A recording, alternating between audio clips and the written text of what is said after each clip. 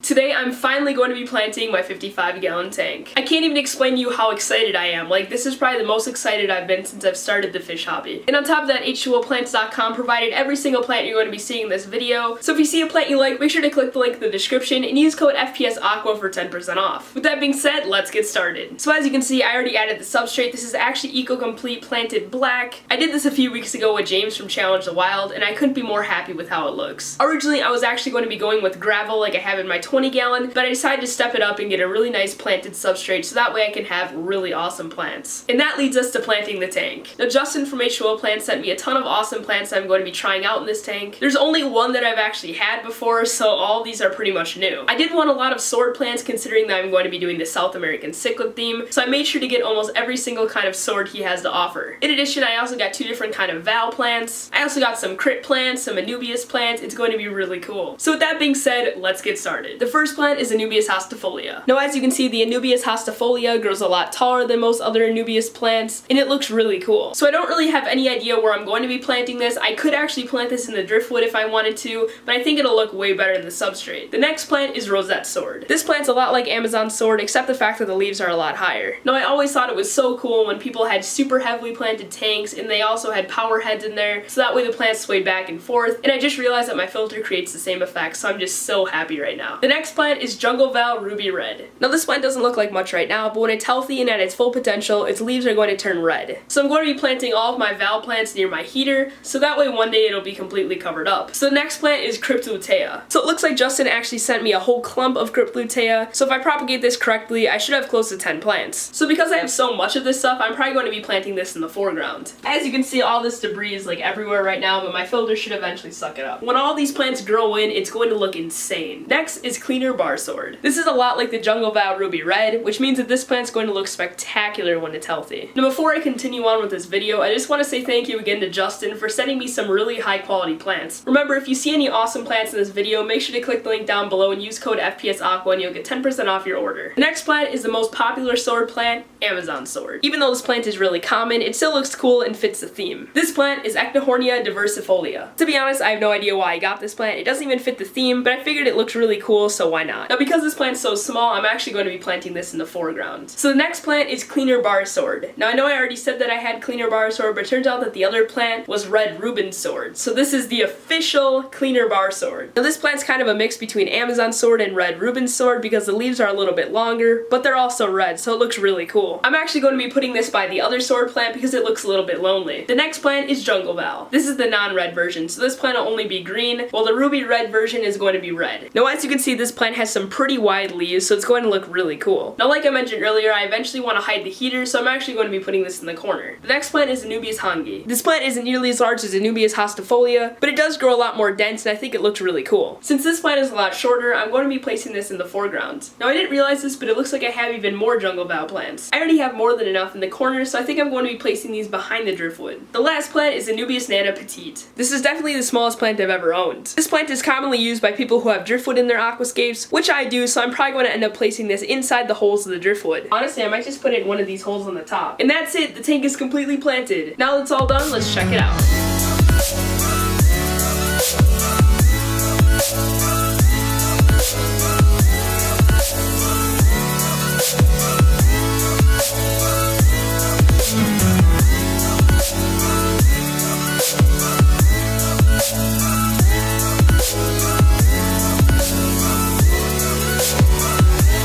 Now, don't worry, the series is not coming to an end. I still have to add CO2 to this tank, which is really cool. I've never done that before, and I'm just really excited to try it out. And on top of that, I'm going to be adding tons of species of fish that I've never even kept before. If you don't want to miss out on that, make sure that you're subscribed and you have your notifications turned on. And also, if you enjoyed this video, make sure to hit the like button down below. It shows me that you're enjoying the series and you want to see more. With that being said, I hope you all have an amazing day, and I'll see you later. Goodbye.